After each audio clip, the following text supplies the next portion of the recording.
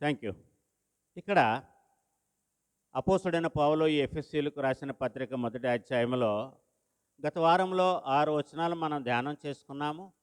ఈ రోజున 7వ వచనం నుంచి ధ్యానం చేసుకుంటూ ఉన్నాము. ఇందులో పౌలు ఏమంటున్నాడంటే, దేవుని కృప మహదైశ్వర్యమును బట్టి, అంటే యేసుక్రీస్తును గురించినటువంటి సువార్త, ఇది దేవుని యొక్క కృప మహదైశ్వర్యము అంటూ ఉన్నాడు.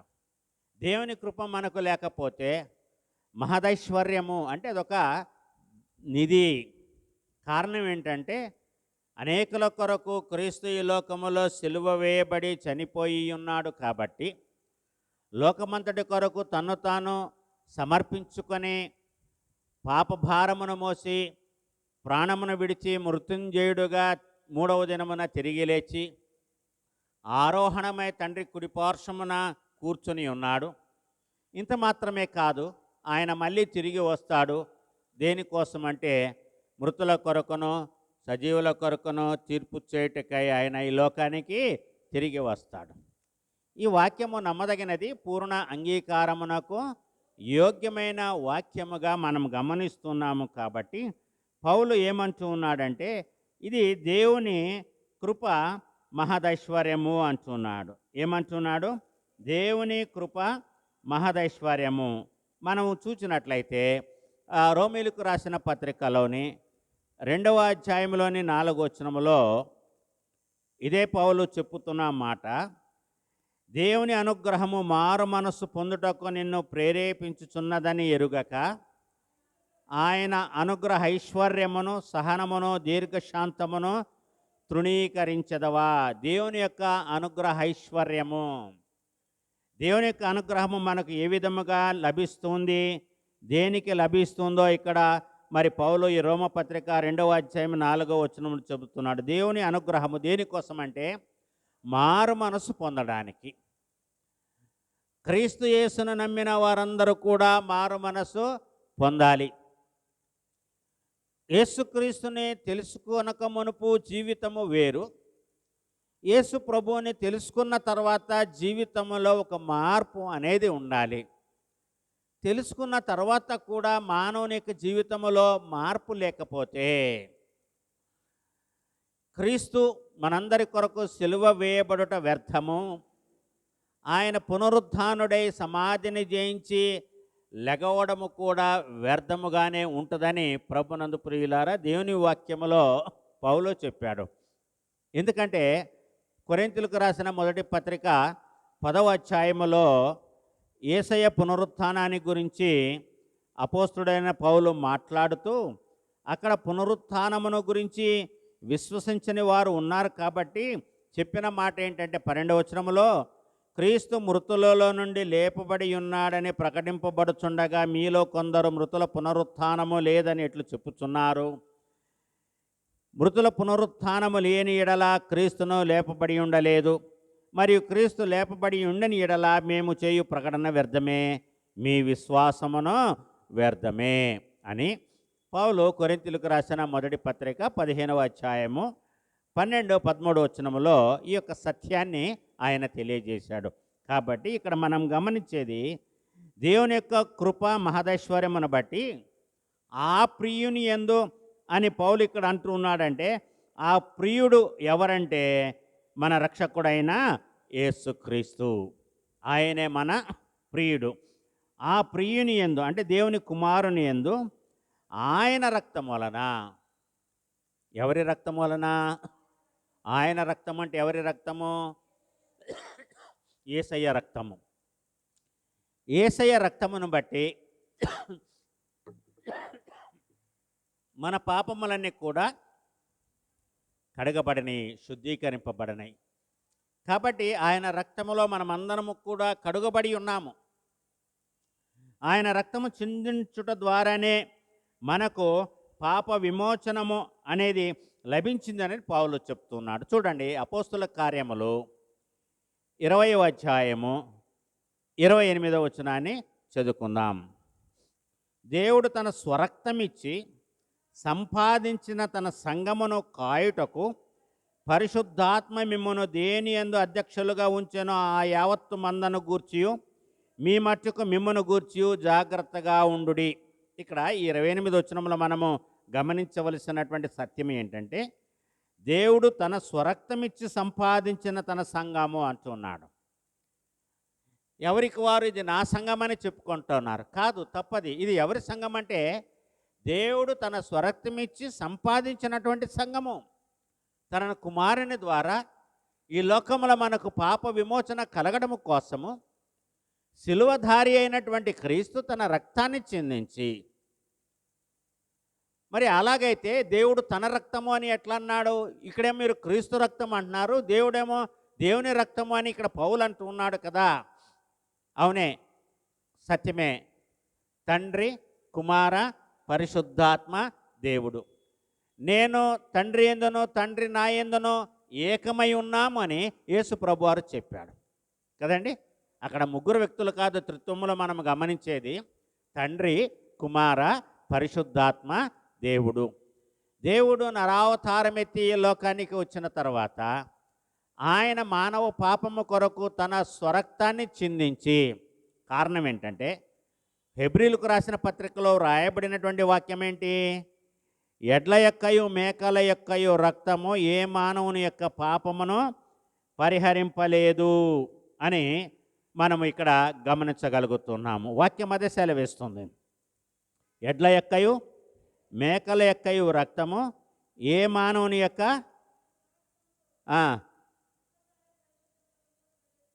తన స్వరక్తముతో ఒక్కసారి పరిశుద్ధ స్థలములో ఆయన ప్రవేశించాడు అని కూడా మనము దేవుని వాక్యంలో మనం ఇక్కడ గమనిస్తున్నాం. ఎడ్ల యొక్కయు మేకల యొక్కయు రక్తము ఏ మానవుని యొక్క పాపము పరిహరింపబడనేరదనేసి యాజకుడు తెలిసి కూడా ప్రతిరోజు తన కొరకు తాను మొదటిగా బలి అర్పించి రక్త ప్రోక్షణ చేసిన తర్వాత తన దగ్గరికి పాప విమోచన కొరకు వచ్చువారి కొరకు కూడా ఆయన ఆ బలులనే, ఎప్పటికీ పాపము తీసివేయని బలులనే మాటి మాటికి అర్పిస్తూ ఉంటాడు. యేసు ప్రభువారైతే ఆయన క్రొత్త నిబంధనకు గుర్తు అయి ఉన్నాడు. కాబట్టి ఇక్కడ పౌలు చెప్తున్న యొక్క మాటను బట్టి దేవుని యొక్క రక్తము ద్వారా మనమందరము కూడా విమోచింపబడి ఉన్నాము అనే సత్యాన్ని మనం ఇక్కడ గ్రహించి ఆయన యందు మనము విశ్వాసముంచుదాం. కాబట్టి ఆయన రక్తము వలన మనకు విమోచన కలిగింది. దేవుని కుమారుడే గనక రక్తమును చిందించక ఉండి ఉంటే మన పాపములకు మనకు విమోచన వచ్చి ఉండేది కాదు. ఇదే ఎఫెసీయులకు రాసిన పత్రిక 4వ అధ్యాయము 30వ వచనములో పౌలు ఈ విధముగా తెలియజేస్తున్నాడు.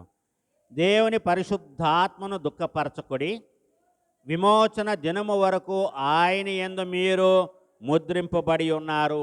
ఎప్పటి వరకు మనము ముద్రింపబడి ఉన్నాము? విమోచన దినము వరకు. మనము ఇంకా విమోచింపబడలేదు. మనము విమోచింపబడాలి అంటే మనము యొక్క శరీరాన్ని విడిచిపెట్టి వెళ్ళాలి. మన పాపములు పరిహరింపబడ్డాయి ఆయన యొక్క రక్తంలో. కానీ విమోచన ఎక్కడ దొరుకుతుంది?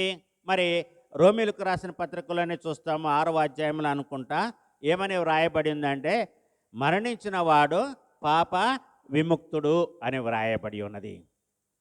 సో మరణించినటువంటి వాడు పాపము నుంచి విమోచింపబడ్డాడు అనే మాటకు అర్థం ఏంటంటే, అంటే మరణించిన వాడు ఇక పాపము చేయలేడు. మరణించిన వాడు పాపమే కాదు, ఏ పని కూడా చేయలేడు. మరణించిన వాడు పాపము చేసే అవకాశము లేదు అనే సత్యాన్ని మనము గ్రహించవలసినటువంటి వారమై ఉన్నాము. కనుక మరి ఇక్కడ మరి మనమందరము కూడా మరి ఆయన రక్తము వల్ల మనకు ఈ లోకములో విమోచనము, దేని నుండి మనకు విమోచనము కలిగింది? మన అపరాధములకు క్షమాపణ మనకు కలిగి ఉంది. అపరాధములు, మనము ఏ అపరాధములైతే చేసామో ఆ అపరాధముల నుంచి మనకు పాప క్షమాపణ దొరికింది అంటున్నాడు. అపోస్తుల కార్యములు 2వ అధ్యాయము 23వ వచనాన్ని చదువుకుందాం.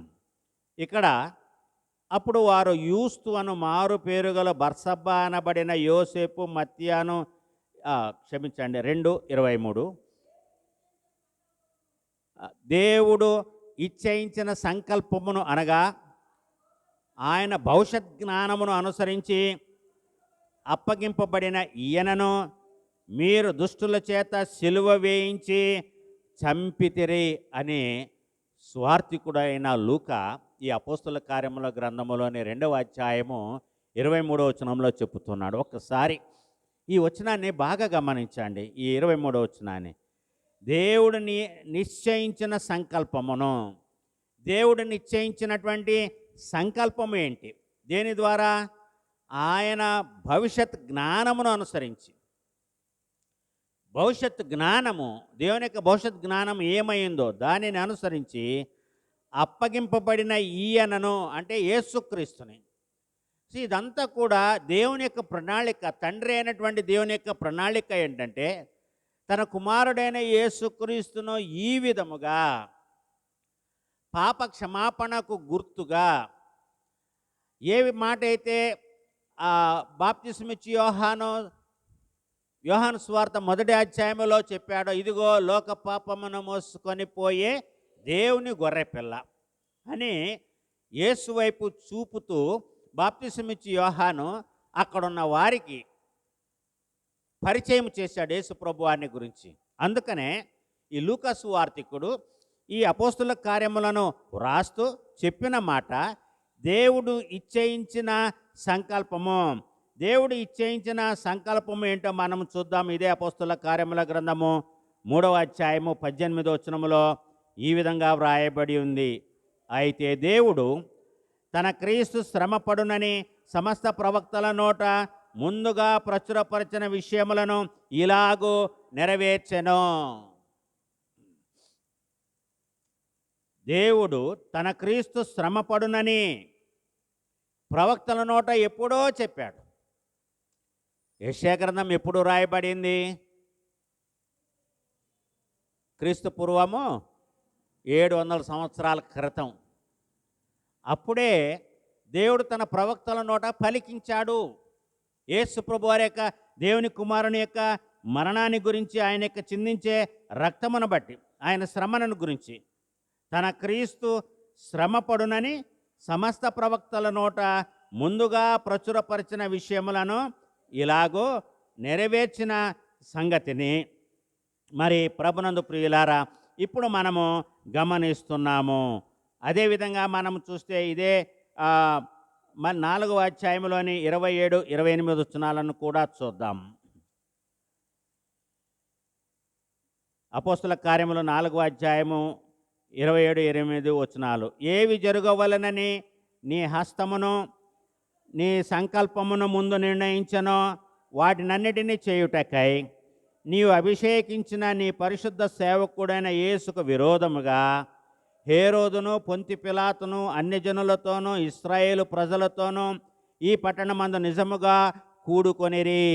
ఇక్కడ ఏవి జరగవలనని నీ హస్తము నీ సంకల్పము ముందే నిర్ణయించింది. అంటే దేవుని యొక్క హస్తము, దేవుని యొక్క సంకల్పము. కాబట్టి యేసుక్రీస్తు ప్రభు పట్ల జరిగిన కార్యాలన్నింటినీ కూడా మనం గమనించి చూస్తే అవి ఎప్పుడో నిర్ణయించబడినవి, ఇప్పుడు వారు ఆలోచించి చేసినవి కావు.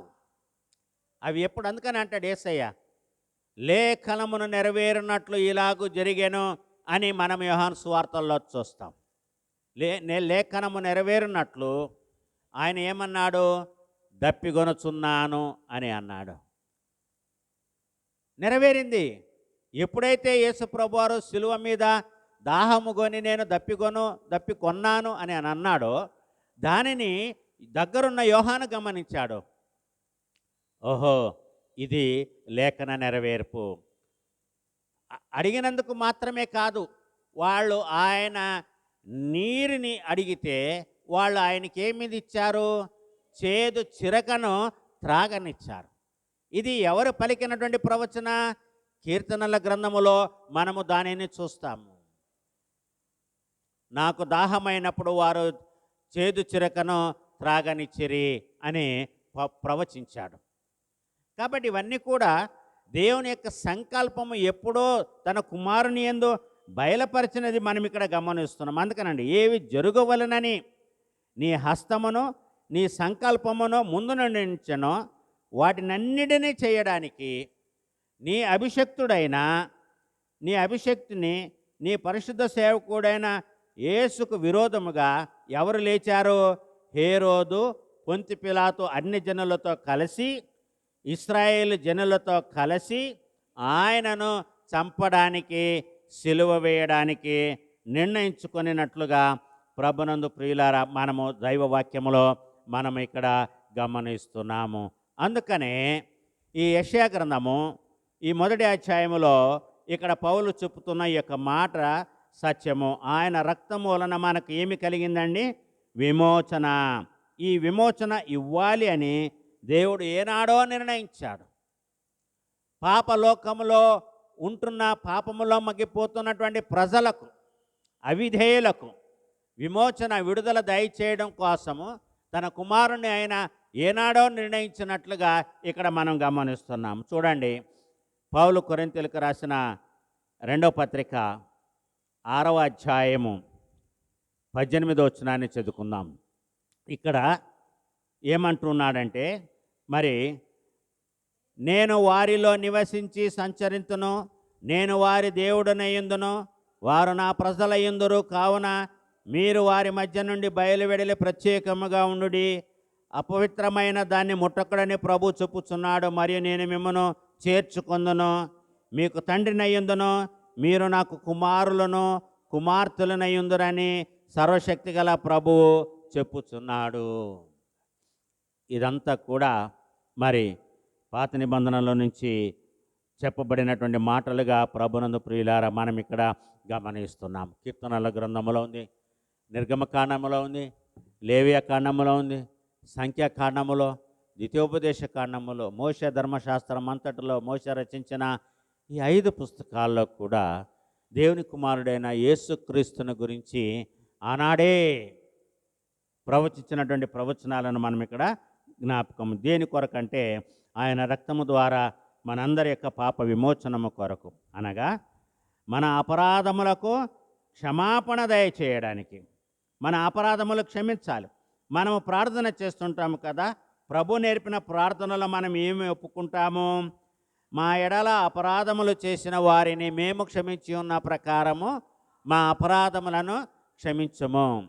మనము మన ఎదుటి వ్యక్తి యొక్క అపరాధములను క్షమించడానికి ఎట్టి మనస్సు కలిగి ఉండాలో. ఎందుకంటే ప్రభు మన అపరాధములను ఏ విధంగా క్షమించాడు? తనను తాను సిలువ యాగము చేసుకున్నట ద్వారా, సిలువ మీద ఆ యొక్క కల్వరిగిరిలో సిలువ మీద తన రక్తమును మన కొరకు చిందించుట ద్వారా ఆయన మన అపరాధములను క్షమించాడు. మరి మనం సిలువ వేయబడ్డామా? మా ఎడల అపరాధములు చేసిన వారిని మేము క్షమించి ఉన్న ప్రకారము అని మనం అంటున్నాము కదా, ఒప్పుకుంటూ ఉన్నాము కదా. మనము సిలువ వేయబడలేదు. మన కొరకు క్రీస్తు యేసయ్య సిలువ వేయబడ్డాడు కాబట్టి, ఆయన రక్తములో మనం కడిగబడ్డాము కాబట్టి మనలో ఏ దోషం ఉండకూడదు, ఏ కల్మషము ఉండకూడదు, ఏ ద్వేషము ఉండకూడదు, ఏ పగ ఉండకూడదు, ఏ అసూయ ఉండకూడదు. నిజంగా మన అపరాధములను బట్టి మనము ఆయన రక్తంలో కడగబడిన వారమైతే, అది మనము నమ్మితే, మనలో ఇటువంటివి ఏవి కూడా ఉండకూడదు అని మనమందరము కూడా తెలుసుకోవాలి. 8వ వచనం చూడండి. కాలము సంపూర్ణమైనప్పుడు జరగవలసిన ఏర్పాటును బట్టి. ఏంటి? కాలము సంపూర్ణమైతే జరగవలసినటువంటి ఏర్పాటు ఏంటో మనం ఇక్కడ చూద్దాం. ఏమి చెప్పాడు యేసయ్య? మార్కు సువార్త 1వ అధ్యాయము 18వ వచనము చదువుకుంటే అక్కడ యేసు ప్రభువారు చెప్పినటువంటి మాట ఏంటంటే, పరలోక రాజ్యము సమీపించి ఉన్నది, మారు మనస్సు పొందండి అనే ఒక హెచ్చరికను, ఒక పిలుపును ఆయన ఇచ్చాడు. కాలము పరిపూర్ణమైంది, సంపూర్ణమైంది. ఇక ఆలస్యము చేయకూడదు. కాబట్టి దేవుని రాజ్యము సమీపించింది కాబట్టి మీరందరూ కూడా మారు మనస్సు పొందండి, సువార్తను నమ్మండి. సువార్తను నమ్మండి. యేసు ప్రభువారు తాను సజీవుడుగా ఉన్నప్పుడు బోధించిన సువార్త మోషే ధర్మశాస్త్రమును గురించి, రెండవది తను తాను ఈ లోకములో ఏ విధముగా మానవాళి కోసము తను తాను సమర్పించుకుంటూ ఉన్నాడో ఆ సువార్త కూడా ఉంది. వీటన్నిటిని కూడా మనము నమ్మాలి. ఆ పరిపూర్ణ విశ్వాసంతో మనం ఇక్కడ ఉండాలి. అందుకని అన్నాడు, మారు మనసు పొంది సువార్త నమ్ముడని చెప్పుచు దేవుని సువార్త ప్రకటించుటూ ఆయన గలిలయకు వచ్చాడు. అంటే దేవుని యొక్క సంకల్పాన్ని తెలియజేశాడు. మనం ఇప్పుడు ఎవరి సువార్తను అపోస్తులు బోధించారు? యేసుక్రీస్తు యొక్క సువార్తను బోధించారు. యేసయ్య దేవుని యొక్క సువార్తను బోధించాడు. మనము ఈరోజు తండ్రి, కుమార, పరిశుద్ధాత్మ దేవుని యొక్క సువార్తను మనము చదువుతున్నాము, వింటూ ఉన్నాము, ధ్యానము చేసుకుంటూ ఉన్నాము. కనుక ఈ విషయాలను మనము బలముగా నమ్మి ఆయన చూపించిన మార్గములో నడవగలిగి ఉండాలి. అందుకని అంటున్నాడు, కాలము సంపూర్ణమైనప్పుడు జరగవలసిన ఏర్పాటును బట్టి ఆయన తన దయా సంకల్పము చొప్పున తన చిత్తమును గూర్చిన మర్మం అన్నాడు. మొదటిది దయా సంకల్పము, రెండవది ఆయన యొక్క చిత్తాన్ని ఏ విధముగా దేవుడు తన కుమారుని యందు నెరవేరుస్తూ ఉన్నాడో చూడండి. 8, 9 వచనాల్లోనే మనం ధ్యానం చేసుకున్నాం. దేవుని యొక్క దయా సంకల్పము చొప్పున తన చిత్తమును గూర్చిన మర్మాన్ని ఆయన నెరవేరుస్తున్నాడంట. ఏంటి ఆ దైవ మర్మము ఏంటో మనము రోమీయులకు రాసిన పత్రిక 16వ అధ్యాయము, పౌలు రోమీయులకు రాసిన పత్రిక 16వ అధ్యాయము 25వ వచనము నుంచి 27వ వచనములో ఆ దేవుని యొక్క మర్మాన్ని మనము గమనిస్తున్నాం. ఇక్కడ వ్రాయబడిన వాక్యము ఏంటంటే, అనాది నుండి సమస్తమైన అన్ని జనులు విశ్వాసమునకు విధేయులగునట్లు రహస్యముగా ఉంచబడి ఇప్పుడు ప్రత్యక్షపరచబడిన మర్మము. ఒకప్పుడు రహస్యంగా ఉంది, ఇప్పుడు ప్రత్యక్షపరచబడింది. ఆ మర్మము ఏంటి అని అంటే, నిత్య దేవుని ఆజ్ఞ ప్రకారము ప్రవక్తల లేఖనముల ద్వారా వారికి తెలుపబడి ఉన్నది. క్రీస్తు పూర్వము 700 సంవత్సరాల క్రితము యెషయా ప్రవక్త ప్రవచించాడు. మోషే తాను రాసినటువంటి ధర్మశాస్త్రములో ఆ 5 ఖండాల్లో కూడా మరి మోషే కూడా ఆ మర్మాన్ని బయలుపరిచినట్లుగా మనము జ్ఞాపకము చేసుకుంటూ ఉన్నాము. అందుకనే ఈ రోమపత్రిక 16వ అధ్యాయములో పౌలు అంటున్న మాట, విశ్వాసమునకు విధేయులు అవ్వాలి. మనమందరము కూడా విశ్వాసానికి అవిధేయులు కాకూడదు. విశ్వాసం అంటే ఏంటి? విశ్వాసమునది నిరీక్షింపబడు వాటి యొక్క నిజస్వరూపమును అదృశ్యమైనవి యున్నవనుటకు రుజువై ఉంది. ఇది విశ్వాసం.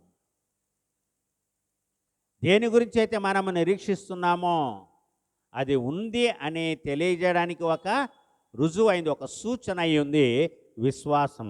అందుకని అన్నాడు, అట్టి విశ్వాసానికి మనము విధేయులై రహస్యముగా ఉంచబడింది. ఒకప్పుడు ఎవరికి బయలుపరచబడలేదు, దానిని దేవుడు తన కుమారుని ద్వారా ఈ లోకానికి బయలుపరిచాడు. కొరింథీయులకు రాసిన మొదటి పత్రిక 2వ అధ్యాయము 7వ వచనాన్ని చూస్తే, దేవుని జ్ఞానము మర్మమైనట్టుగా బోధించుచున్నాము, ఈ జ్ఞానము మరుగై ఉండెను, జగత్తు పునాదికి ముందుగానే దీనిని దేవుడు తన మహిమ నిమిత్తము నియమించను అంటున్నాడు. ఇటువంటి కొన్ని రెఫరెన్స్లు రాసుకోవాలి. ఒకటి తర్వాత ఒకటి చదువుకుంటే చాలా స్పష్టంగా ఇంట్లో మనం ధ్యానం చేసేటప్పుడు మనకు అర్థమవుతుంది. ఈ కొరింథీయులకు రాసిన మొదటి పత్రిక 2వ అధ్యాయం 7వ వచనములో ఇక్కడ పౌలు చెప్తున్నాడు ఏ జ్ఞానమును గురించి, ఏ మర్మమును గురించి ఆ రోమపత్రిక 16వ అధ్యాయము 25వ వచనము నుండి 27వ వచనముల వరకు చెప్పాడో, ఇక్కడ ఏమంటున్నాడంటే, దేవుని జ్ఞానము మర్మమైనట్టుగా బోధించుచున్నాము, ఈ జ్ఞానము మరుగై ఉండెను. ఈ జ్ఞానం ఏ విధంగా ఉందండి? దాచబడింది కదా. దాచబడినటువంటి మర్మాన్ని బయలు తీయడం ఏంటంటే, కాలము సంపూర్ణమైనప్పుడు దేవుడు తన కుమారుడిని ఈ లోకానికి పంపించి ఆయన ద్వారా జరిగించిన ఆ యొక్క గొప్ప యాగమే, ఆ గొప్ప యాగమే, ఆ క్రీస్తు బలిదానమే దేవుడు దాచిపెట్టినటువంటి మర్మము. ఆ సత్యము నెరవేరడానికి సమయం పట్టింది. అది నెరవేరింది. 2023 సంవత్సరాల క్రితమే అది నెరవేరింది. ఇప్పుడు చదివి మనము నమ్ముచున్నాం. నమ్ముట నీ వలన అయితే నమ్మువానికి సమస్తమును కూడా సాధ్యము అని ఇక్కడ పౌలు భక్తుడు తెలియజేస్తున్నాడు. ఏదైతే రహస్యంగా ఉందో అదే మనం గమనిస్తున్నాం. ఇదే కొరింథీయులకు రాసిన మొదటి పత్రిక ఇదే 2వ అధ్యాయం 9వ వచనములో, దేవుడు తను ప్రేమించి వారి కొరకు ఏవి సిద్ధపరచనో అవి కంటికి కనపడలేదు, చెవికి వినపడలేదు, మనిషి హృదయమునకు గోచరము కాలేదు. అవే మర్మాలు. అర్థం కాలా. ఏంటి సృష్టి రహస్యం ఏంటి? దేవుడు ఈ లోకాన్ని విమోచించడానికి ఆయన సిద్ధపరిచినటువంటి ప్రణాళిక ఏంటి? దేవుడు ఏమి చేయబోతున్నాడు? ఆ మహిమ ఐశ్వర్యమును బట్టి, దేవుని యొక్క దయా సంకల్పమును బట్టి ఇక్కడ ఈ ఎఫెసీయులకు రాసిన పత్రిక మొదటి అధ్యాయంలోని 8-9 వచనాల్లో పౌలు ఇక్కడ అంటున్నాడు, కాలము సంపూర్ణమైనప్పుడు జరగవలసిన ఏర్పాటును బట్టి ఆయన తన దయా సంకల్పము చొప్పున తన చిత్తమును గూర్చిన మర్మమును మనకు తెలియజేసి మనకు సంపూర్ణమైన జ్ఞాన వివేచన కలగడం కోసము ఆ కృపను మన ఎడల విస్తరింపచేసెను. సంపూర్ణమైన జ్ఞాన వివేచన రెండు ఉన్నాయి ఇక్కడ. ఒకటి జ్ఞానం ఉంది, రెండోది వివేచన ఉంది. రాజుల మొదటి గ్రంథంలోని 3వ అధ్యాయంలో గిబియోను అనే ఉన్నతమైన ప్రదేశంలో 1000 దహన బలులను అర్పించి నిద్రపోతుంటే రాత్రిపూట రాజైన సొలొమోనుకి దైవ ప్రత్యక్షత కలిగి, నేను నీకు ఏది ఇస్తే నువ్వు సంతోషపడతావో దాన్ని కోరుకో అన్నప్పుడు దావీదు ఏది అడిగాడు మనకందరికీ కూడా తెలుసు. దానిని గురించి ఇక్కడ మనం గమనించేది ఏంటంటే, ఏమన్నాడు ఇక్కడ, సంపూర్ణమైన జ్ఞాన రెండు కావాలి. ఒకటి జ్ఞానము కావాలి, రెండవది అయ్యా ఇది నీ దేశము, వీళ్ళు నీ ప్రజలు, ఇది విశాలమైన దేశము, దీన్ని తనిఖీ చేయాలంటే కష్టము, కాబట్టి వీళ్ళ యొక్క మంచి చెడులను గురించి ఆలోచించే జ్ఞానాన్ని, వివేచనను నాకు దయచేయమన్నాడు. అప్పుడే సమస్త జ్ఞానమును మించిన దేవునికి సమాధానము యేసుక్రీస్తు వలన మన హృదయములకు మన తలంపులకు కావలిగా ఉంటుంది. ఇదే సంపూర్ణమైన జ్ఞాన వివేచన. మిడిమిడి జ్ఞానం కాదు. మిడిమిడి జ్ఞానముతో దేవుని యొక్క వాక్యమును చదవకూడదు. మిడిమిడి జ్ఞానముతో దేవుని యొక్క వాక్యమును బోధించకూడదండి. చాలా తప్పు అది. అది పాపము, అది శాపానికి దారి తీస్తుంది. కాబట్టి మనమందరము కూడా ఈ లోకములో సంపూర్ణమైన జ్ఞాన వివేచనలను కావాలని మనము దేవుని కోరుకోవాలి. చూడండి పౌలు కొలస్సీయులకు రాసిన పత్రిక 2వ అధ్యాయము 3వ వచనములో చెప్పుతున్న మాట, బుద్ధి జ్ఞానములు సర్వసంపదలు ఆయన యందే గుప్తములై ఉన్నవి అని అంటున్నాడు. ఏంటంటే బుద్ధి జ్ఞానములు సర్వసంపదలు. బుద్ధి జ్ఞానం ఉన్నవాడికి సర్వసంపదలు ఉంటాయి. బుద్ధి లేని వాని దగ్గర, జ్ఞానము లేని వాని దగ్గర సంపదలు, సర్వసంపదలు ఉండవు అని ప్రభునందు ప్రియులారా మనమందరము కూడా తెలుసుకోవాలి. కాబట్టి అంటున్నాడు, బుద్ధి జ్ఞానములు సర్వ సంపదలు దేవుని యందే గుప్తమై ఉన్నాయి. ఆ వివేచన, ఆ జ్ఞానము సొలొమోను మహారాజుకు ఉంది. అందుకనే దేవుడు మెచ్చుకొని ఆయన అడిగిన దానితో పాటు ఆయన అడగనది కూడా దేవుడు సొలొమోనుకి ఇచ్చాడు. ఇచ్చి ఆయనని ఆశీర్వదించి పంపించినట్లుగా ప్రభునందు ప్రియులారా మరి దైవవాక్యములో మనం ఇక్కడ గమనిస్తాం. వివేకముతో అడగాలి మనం దేవుణ్ణి అడిగేటప్పుడు. అందుకని యేసయ్య ఏమన్నాడు, పాముల వలె వివేకులను, పావురము వలె నిష్కపటులనై ఉండండి. వివేకము అవసరము. నిష్కపటము, హృదయములో కపటం అనేది ఉండకూడదు. అటువంటి మరి ఈ ఎఫెసీయులకు రాసిన పత్రిక ఈ యొక్క వాక్యమును బట్టి ఈనాడు మనం ధ్యానం చేస్తున్న ఈ యొక్క వాక్యాన్ని బట్టి ఏంటి అది? సంపూర్ణమైన జ్ఞాన వివేచములో కలుగుటకు దేవుని యొక్క కృప మన ఎడల విస్తరింప చేయబడింది. దేవుడు తన కృపను మనందరి పట్ల విస్తరింప చేశాడు. చివరిదిగా 10వ వచనం చూడండి. ఈ సంకల్పమును బట్టి ఆయన పరలోకములో ఉన్నవే కానీ భూమి మీద ఉన్నవే కానీ సమస్తమును క్రీస్తునందు ఏకముగా సమకూర్చవలనని తనలో తాను నిర్ణయించుకొనెను. ఎవరు? కుమారుడా తండ్రియా? తండ్రి అయిన దేవుడు. కుమారుడు కాదు ఇక్కడ. తండ్రి అయిన దేవుడు అనుకుంటున్నాడు. ఏమనుకుంటున్నాడు? ఈ యొక్క సంకల్పమును బట్టి ఏంటవి? పరలోకములో ఏవి ఉన్నాయి, భూలోకములో ఏవి ఉన్నాయి. పరలోకములో మనం ఏమి చూస్తాము, భూలోకములో మనం ఏమి చూడాలి. అందుకనే అన్నాడు, పరలోకములో నీ చిత్తము నెరవేరినట్లుగా భూలోకమందును నెరవేర్చు. దేవుని యొక్క చిత్తము పరలోకములో ఏమి ఉంది ఏనాడైనా మనం కనుగొన్నామా? మనమేమి మరి యోహానులాగా పద్మాసు దీపానికి పరవాసిగా మనం కొనిపోబడలేదు. మనకు దైవ దర్శనాలు కలగలేదు. యాకోబు తన మామ ఇంటి దగ్గర నుంచి రిటర్న్లో వస్తూ రాత్రిపూట నిద్రపోతుంటే ఆకాశం నుంచి భూమికి ఒక నిచ్చెన వేయబడింది. ఆ నిచ్చెన పైనుంచి దేవతలు దిగుతున్నారు, ఎక్కుతూ ఉన్నారు. ఆ దర్శనమే చూచాడు, కానీ పరలోక దర్శనాన్ని ఆయన చూడలే. పరలోకములు ఏముంది ఆయన చూడలేదు. యేసయ్య పుట్టినప్పుడు గొల్లల దగ్గర దేవదూతలు పాడిన పాట ఏంటి? సర్వోన్నతమైన స్థలములలో దేవునికి మహిమ, ఆయనకిష్టులైన మనుషులకు భూమి మీద సమాధానము. సర్వోన్నతమైన స్థలము, దేవుడు నివసించేది, దానిని గురించి ఆయన మాట్లాడుతున్నాడు. కాబట్టి ఇక్కడ పరలోకములో ఉన్నవే కానీ భూమి మీద ఉన్నవే కానీ ఈ వ్యత్యాసాలు ఏంటి? పరలోకములో ఉండేవి భూమి మీద ఉన్నాయా, భూమి మీద ఉండేవి పరలోకములో ఉన్నాయా లేదా? పౌలు ఫిలిప్పీలకు రాసిన పత్రిక 2వ అధ్యాయము 9-10 వచనాలను చదువుకుందాం. ఇక్కడ పౌలు ఏమంటున్నాడంటే, అందుచేతను పరలోకమందున్న వారిలో కానీ భూమి మీద ఉన్న వారిలో కానీ భూమి క్రింద ఉన్న వారిలో కానీ ప్రతివాని మోకాలను యేసు నామమున వంగాలి. పరలోకములు ఎవరున్నారు? పరలోకమందున్న వారు ఎవరు?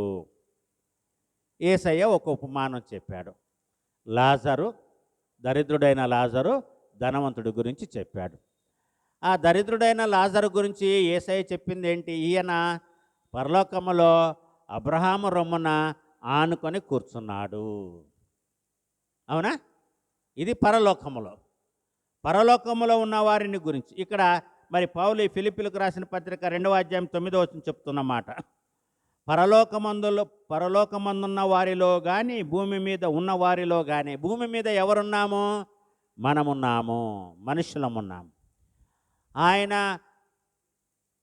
స్వరూపము చొప్పున చేయబడిన నరులమైన మనమున్నాము. పరలోకములో దేవుడున్నాడు, దేవదూతలు ఉన్నారు, శరాపులు ఉన్నారు, కెరూబులు ఉన్నారు. ఈ దర్శనం ఎవరు చూచారు? ప్రవక్త అయిన యెషయా చూశారు. యెషయా గ్రంథము 6వ అధ్యాయంలో మనం చూస్తాం. అవునా? 2 రెక్కలతో తమ ముఖము కప్పుకొని, 2 రెక్కలతో కాళ్ళు కప్పుకొని, 2 రెక్కలతో వాళ్ళు ఎగురుచుండరి. వాళ్ళు ఏమంటున్నారు? సైన్యములకు అధిపతియగు యెహోవా పరిశుద్ధుడు, పరిశుద్ధుడు, పరిశుద్ధుడని గాన ప్రతిగానములు చేయుచున్నారు. మరి పరలోకములో ఉన్నవారు కానీ భూమి మీద ఉన్నవారిలో కానీ భూమి క్రింద ఉన్నవారి, భూమి క్రింద అంటే ఎవరు? పాతాళములో ఉన్నవారిలో కానీ. పాతాళములో ఎవరున్నారు? మృతులున్నారు. అవునా? నీ కుమారుని నీవు పాతాళమునకు అప్పగింపవు అని మనం కీర్తనల గ్రంథంలో జ్ఞాపకం చేసుకుంటాం. సో పరలోకములో దేవుడున్నాడు, దేవదూతలు ఉన్నారు, శరాపులు ఉన్నారు, కెరూబులు ఉన్నారు. భూమి మీద ఆయన స్వరూపమున చేయబడిన నరులు ఉన్నారు. భూమి క్రింద అంటే అగాధములో పాతాళములో ఉన్నవారు ఎవరు? మృతులైన వారు ఉన్నారు. వీరి ముగ్గురు గురించి మనం మాట్లాడుకుంటే పౌలు ఏమంటున్నాడంటే, భూమి క్రిందనున్న వారిలో కానీ ప్రతివాని మోకాలు యేసునామమున వంగాలంట. మృతులు కూడా యేసునామమున వంగి ప్రార్థన, ఎందుకంటే వాళ్ళు లేపబడతారు కదా, వాళ్ళు కూడా ప్రార్థన చేయాలి అంట. ఏ విధంగా? పాతాళములో ఉన్నటువంటి ధనవంతుడు మొరపెట్టుకున్నాడు కదా, అబ్రహాము తండ్రి, నీ రొమ్మున ఆనుకొని కూర్చున్న లాజరు చిటికిన వేలు నుంచి నీటిని మాకు పంపించమన్నాడు. అంటే పాతాళంలో ఆత్మలు మొరపెట్టుకుంటాయనే కదా దీని యొక్క అర్థము. అక్కడ కూడా మోకరించి అక్కడైనా పశ్చాత్తాపడాలంటే ఒక అవకాశాన్ని ఇస్తున్నాడు దేవుడు. భూమి కింద ఎవరున్నారు? అగాధ జలముల కింద ఎవరున్నారు? ఒక్కసారి మనం ఆలోచించాలి ప్రభునందు ప్రియులారా. కాబట్టి మరి యేసు ప్రతివాని మోకాలు యేసునామమున వంగాలి, ప్రతివాని నాలుకయు తండ్రి అయిన దేవుని మహిమార్థమై యేసుక్రీస్తు ప్రభు అని ఒప్పుకొనున్నట్లును దేవుడు ఆయనను అధికముగా హెచ్చించి ప్రతి నామమునకు పైనామమున ఆయనకు అనుగ్రహించను. అన్ని నామముల కన్నా పైనామము దేవుడు తన కుమారుడైన యేసుక్రీస్తుకి అప్పగించాడు కాబట్టి.